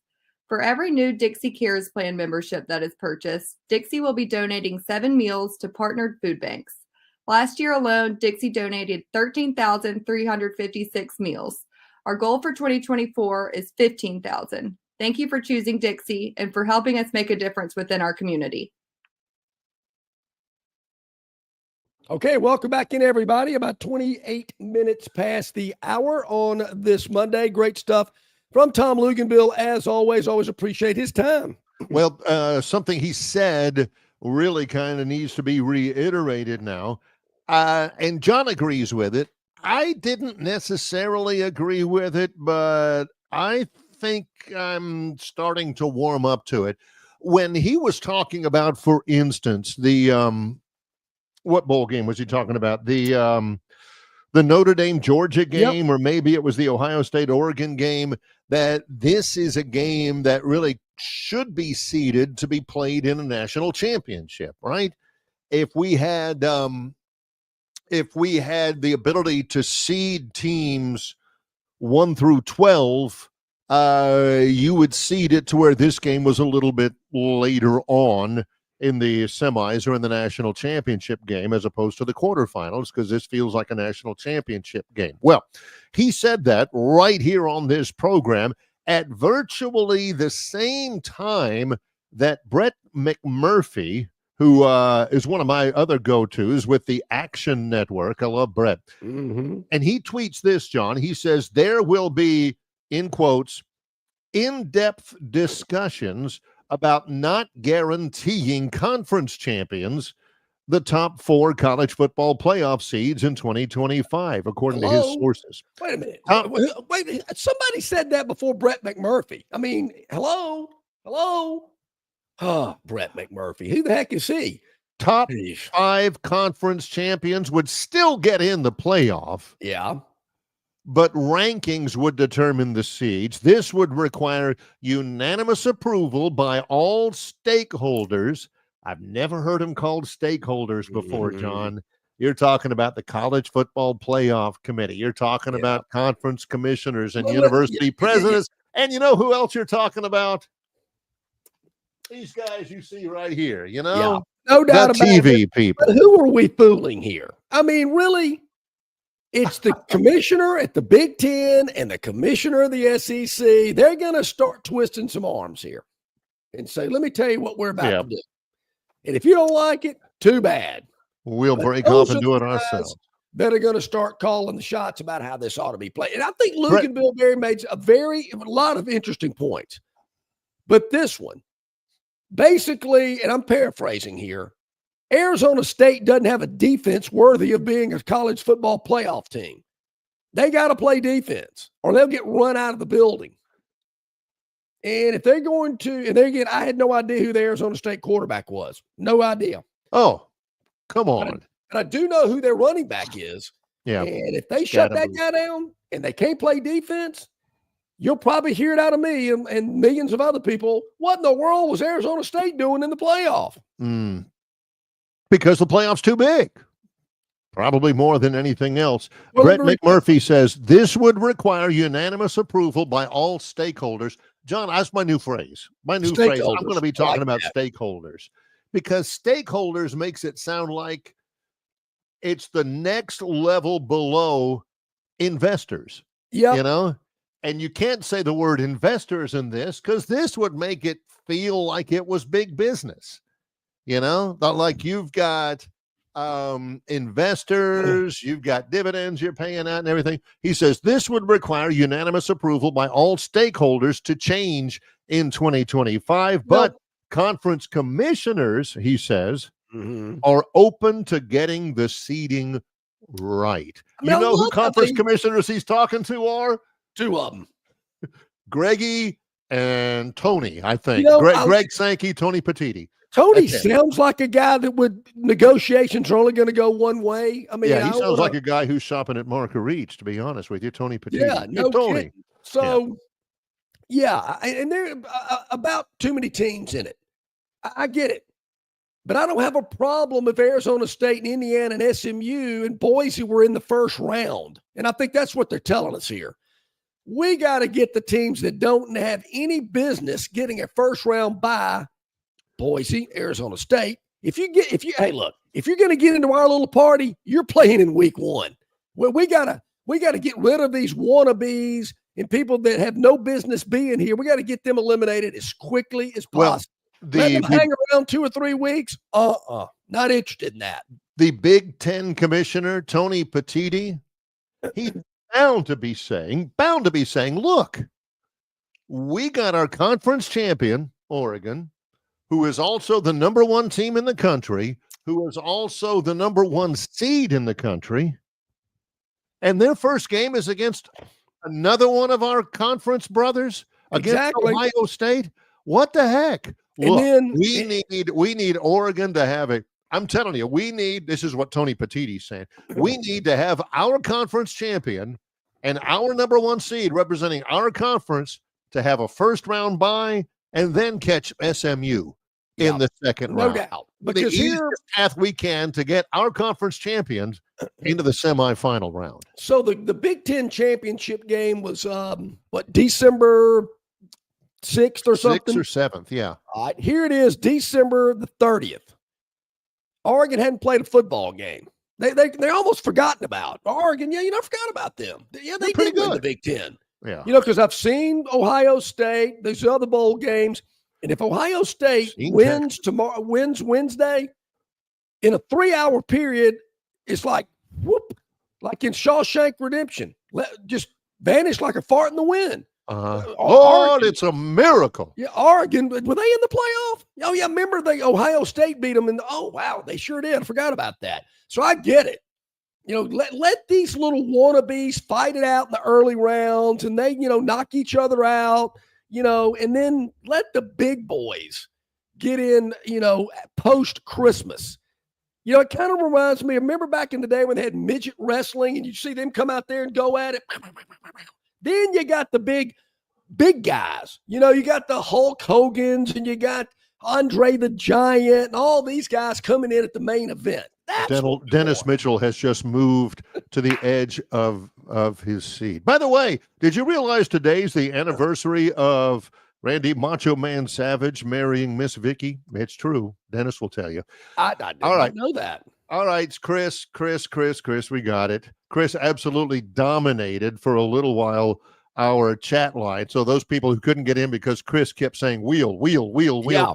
Let's do it, John. I mean, even Gurn Jr.'s ready to get to the wheel. He spent a lot of time preparing it. We might as well use it, All right, spin the wheel. Wow, look at all those topics today. 3 7. Woo, okay. Man.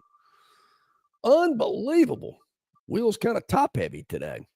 Yeah. We land on SEC hoops. Barry, if I'm not mistaken, we're going to get into league play right after the first of the year. But I am told by sources inside Coleman Coliseum yesterday that Gurn Jr. was at the Alabama basketball game in a pretty sweet seat, and right there with the Yuckity Yucks. Gurn, can you tell us your experience watching Alabama basketball yesterday? How'd that go?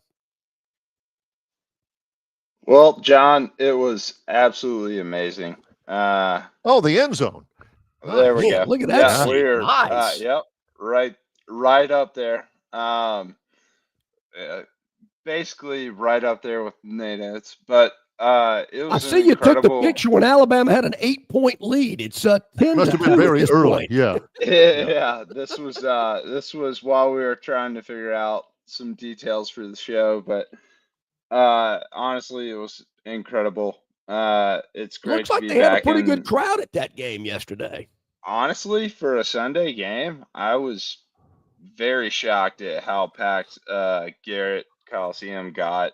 Well, you talk Coleman. Coliseum. I don't think Garrett's ever been that full. I don't know. I saw a Kenny Rogers concert at Garrett Coliseum, standing room only. Now, about the level of play, Alabama wins it 105-82. What about the team? How'd they look to you, Gurn? I mean, it was incredible. It's really awesome to watch the young guys just get after it on the court. The fans are all behind it. The coach is letting all of the young guys basically take whatever shots they want to take. As long as they play tight defense, they're not going to get pulled off the court. Where was Nate Oates when I was coming up playing? I mean, you kidding me? Same here. Yep. Man, it looked like you had some really good seats. They're unobstructed. You got a clear view to the court. That's awesome. Oh yeah. No, it was a great game. We were back to I'm trying to think. So there's a band down near your spot near Orange Beach, but there's a band named Sugarcane Jane. Yep. Okay. And I wear their hat a lot. Yeah.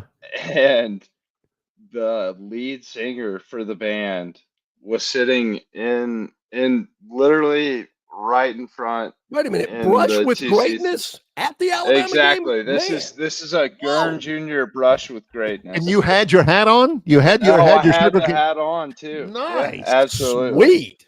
So, man, that is unbelievable. Hey, if somebody Alabama points out on and a brush with greatness. So. You can't beat it. Very well done, Gurn. Appreciate it. If somebody points out on our chat room, Coleman Coliseum is air conditioned. Garrett Coliseum is not. Yeah. It never has been.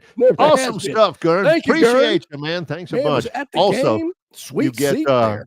You get Chris the Bammer. He says, when I grow up, I want to have a career like Gurn. Hey, he's living the life. How does this happen? Again, Alabama, the game we're talking about was yesterday. Alabama, final non-conference or final pre-conference game. They beat South Dakota State 105-82. Now, the line I had on that game, I mean, I didn't have it. The line I see on this game, Alabama was favored in that game by 22.5. John, they win it 105-82. Do the Boys, math. that is 23.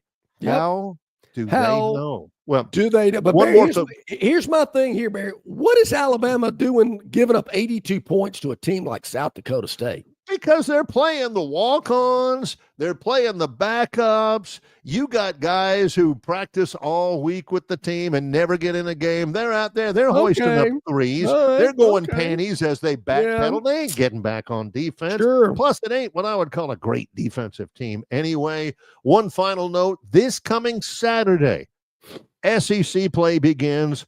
Auburn has Monmouth tonight, by the way. Yep.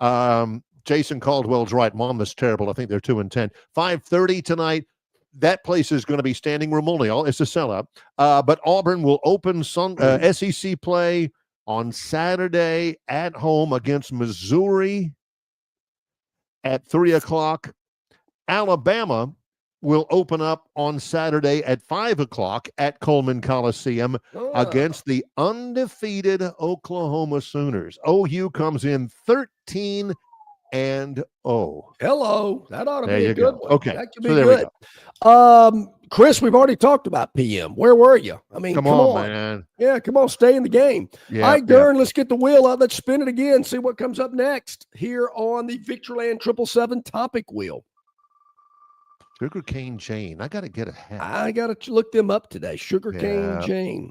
All right, bowl games. Bear, we got one today.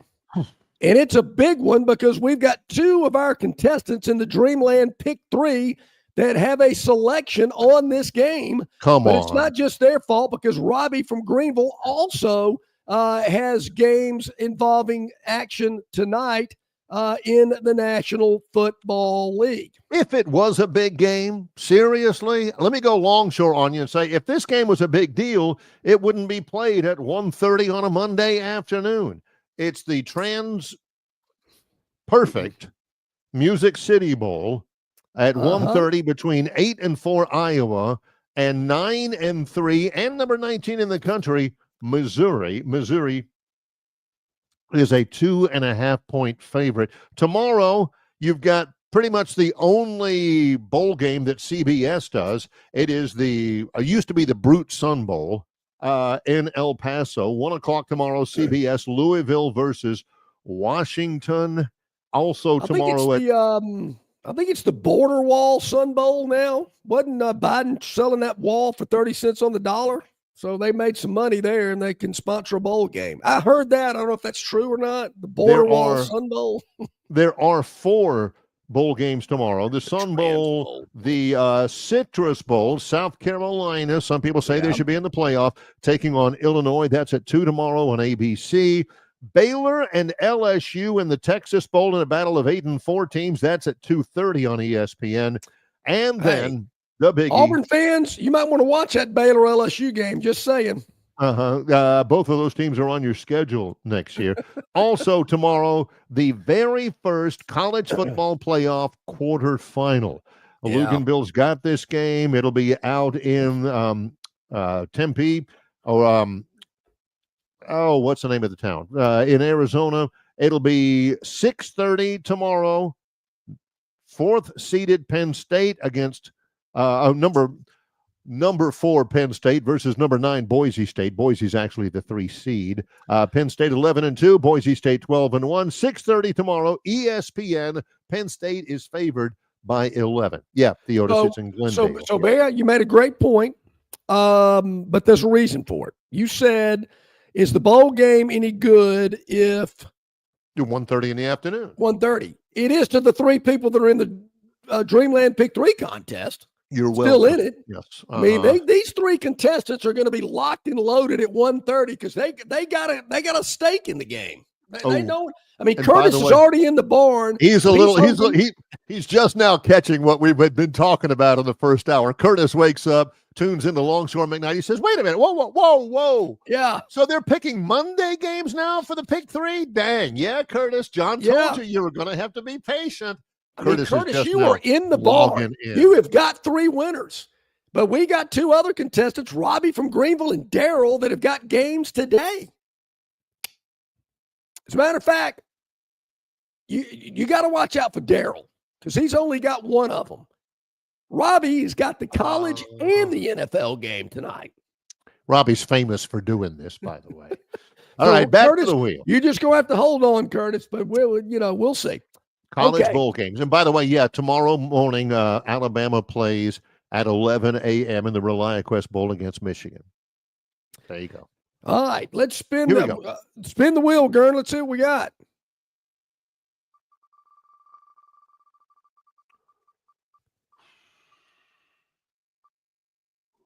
Ratings. Okay. Ooh, I don't know that I have it yet. I talked about this earlier today and last week. And Luganville kind of touched on it, Barry. He talked about Alabama and Michigan and the recognition, the people know them, the helmet game. And I'll go ahead and be up front. I will be surprised, but I'm just saying look out for it because it's early. It is New Year's Eve. I get it. Maybe people eating lunch, watching the little ReliaQuest Bowl. I know what a lot of people do on New Year's Eve, and it ain't watching college football. Yeah. And if Alabama, Michigan has a better rating than Penn State and Boise, I'm not expecting it because it is, 11 a.m. to prime time. That's going to send a strong message. Yeah. And I don't know what the ratings have been for some of these other bowl games. I mean, as we talked about earlier, I don't think they really care. I don't think they really care the ratings for the NC State East Carolina game or Toledo and whoever they played. I don't think they care because it's cheap programming. It doesn't cost them a ton to produce these events, and I don't think they care. The big boy games, those are the ones they care about. Then plus, if you're ESPN, ABC, and you've watched any of their productions of it, for instance, like the Fenway Bowl, UConn versus North Carolina, which was Saturday morning at 10, they used those games to promote the college football playoff games. Sure. A third of the commentary was about UConn and Jim Mora. A third of the commentary was about North Carolina and Bill Belichick. A third of the commentary was about, hey, don't forget, we've got Penn State versus Boise. I mean, hey, what do you think about something? So the whole thing, basically, it's to kind of keep everybody's appetite sharp for the big playoff games and to kind of serve as a way of keeping it fresh in everybody's mind. So, Barry, before we move on to the wheel, Gern has sent me the the list of where Sugarcane Jane is going to be performing over the next couple of weeks. Sugarcane If Jane. you are down on the coast, if you are at the Florabama on New Year's Eve, they'll be there. Florabama New Year's Eve. I mean, just that image in my head just they'll also be there on January blows my 10th. mind. And Barry, I will be in Lillian, Alabama on January the 11th. I'm going to go. I know exactly where the front porch is. I'm going to pop in to see. Hey, Gern, can you send me that hat so when I walk in to the front porch in Lillian, they'll think I'm a Sugarcane Jane They're groupie? from down there. They're from Loxley. Husband and wife, Sugarcane Jane, Anthony Crawford, and Savannah Lee. Absolutely. They've been at it for a while. How about that? I know Gern Jr.'s been to the front porch before multiple times. So I will be there that weekend. I will be checking them out. Thank you for sending that. All right. I think we got a quick break. And when we return, Mary Ann's going to tell us about the last day of the big after Christmas blowout sale. Yes, it is in conjunction with Yellowhammer News. It's Longshore and McKnight, presented by Bud Light. Hey, folks, you got to take advantage of the incredible holiday savings at Stivers Ford in Montgomery.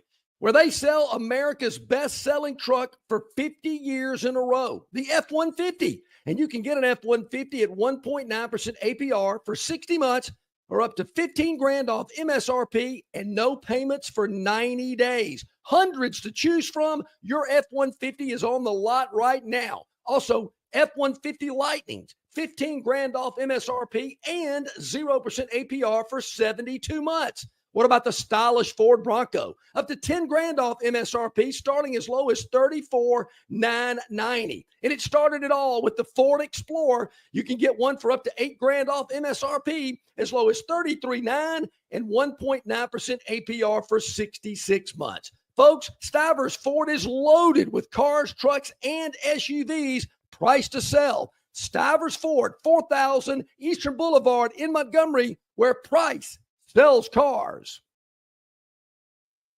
Some days you hit snooze, but not today. Today you have to go on a run to get burgers for the tailgate. You've got to haul something heavy, a cooler stocked with Bud Light. When you've got beer and football, nothing is hard. Until the other team scores. Bud Light. Easy to drink, easy to enjoy. Enjoy responsibly. 21 plus. Copyright 2024 Anheuser-Busch, Bud Light Beer, St. Louis, Missouri. All guests of Longshore McKnight appear on the City of Montgomery guest hotline. Check out the most interesting and informed personalities in sports covering Auburn, Alabama, Troy, ASU, and all the major teams from across the country. John and Barry have the best guests brought to you by the City of Montgomery. To find out everything you need to know that is going on in the capital city, check out montgomeryal.gov. That's montgomeryal.gov, the capital of dreams.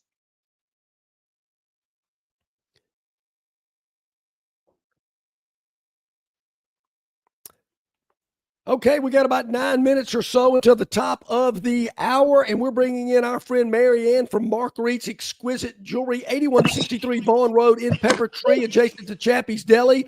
And Mary Ann, I know it's been a whirlwind couple of days out at Marguerite's, and today is the last day of the after Christmas sale. Tell all of our viewers and our listeners about it.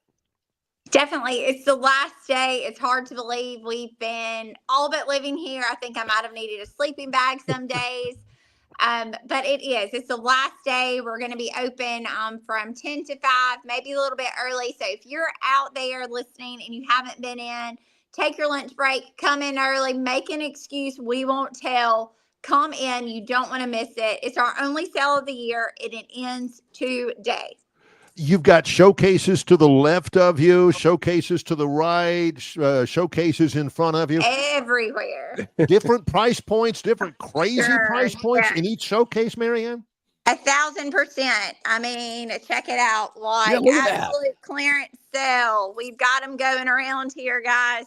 And we're still setting up, but what does this one say? $100. I mean, I'm telling you, it really is crazy. The store is loaded down. We've got Annie Glass 40% off. Wow, I mean, beautiful giftware. We've got watches, lots of different things. Honestly, you can't imagine the deals that you would get. So just don't miss out, guys. I mean, everything has different price points. I mean, it really is. We've got $175. We've got $375. $325. I mean, you got some of the big boys over here if you want to really be in good for the new year. You just honestly can't imagine it. It happens once a year. You want to be able to come in and take advantage of these deals. But today's the last day. It is. There's no, oh, what if I get in tomorrow? Nope. We're closed. Yep, that's right. It is today is the final day of the after Christmas sale. I was out there yesterday. I'm telling you, beautiful, gorgeous jewelry items, and it's there again. Every case has a price, so everything in that case is that price. So the girls are there, Lyle, Benji, the whole staff are there to help you. And of course, you browse around, you find something you like, boom, they'll get it for you out of the case. It's very simple. As Lyle sells, it's the healthy selfie sale. Exactly. Seriously. Very nice. Mary Ann, I know you may be the busiest woman in America today. We appreciate you spending some time with us. Thanks a bunch.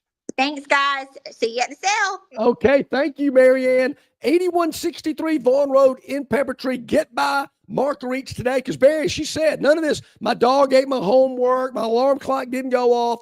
Yep. When at close of business today, the sale is over. So take advantage of it now. That's simple. All right, real quick, I promise, before we get back to the wheel, breaking news. Let's hear it.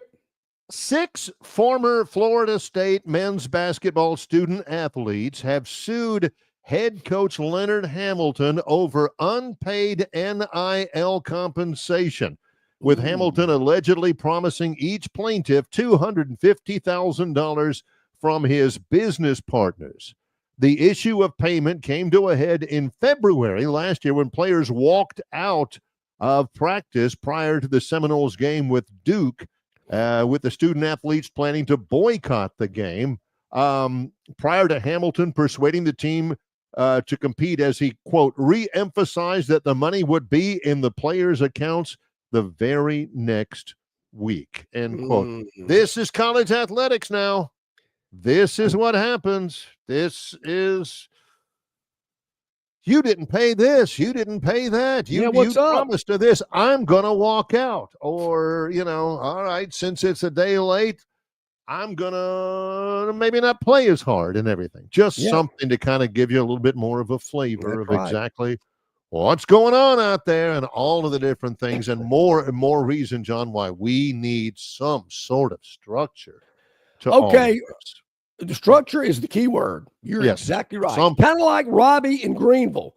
Robbie, you got to structure your life a little bit better because we've already gone over the standings. I've actually sent you an email so you can tell me what name you used, and I'll tell you where you're located in the standings. Yeah. But I've already done it. You got to get up earlier, Robbie. I mean, early bird is the word. Snooze, you lose. We've already done it, Robbie. You've got to help us help you. Yes. All right, here we go. Gern, spin that wheel. Let's see how many topics we can get through today. We got 4 to go. I think we can hit all 4. Boom. Oh, I don't know. Lightning round. Lightning round. Yes. And this is NFL Monday Night Football. Oh, really? And Robbie, this is you, Robbie, because we got to wait on tonight's Monday Night Football results before we can announce the Dreamland Pick 3 winner. Looks like a pretty good game tonight. The games this weekend, blowout cities, Detroit and San Francisco. I know the 49ers have kind of, struggled a little bit this year, but Detroit going to San Francisco tonight should be a pretty good Monday night game. Well, it's interesting because I was watching the Vikings-Packers game, which was a close one. Shouldn't have been. The Vikings were up 27-10 in the fourth quarter. They end up hanging on and winning at 27-25. But Lions are having a great year. They're 13-2, but they still haven't clinched the division yet. The Vikings are 14-2. Lions are already in the playoffs. If they want to win the NFC North, they had better keep winning. They got a big one tonight, 7:15 ABC. Lions at 13-2 at San Francisco, which is 6-9. Detroit favored by 3.5.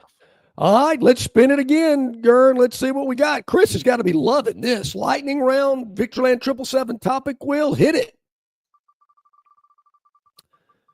And it is going to land on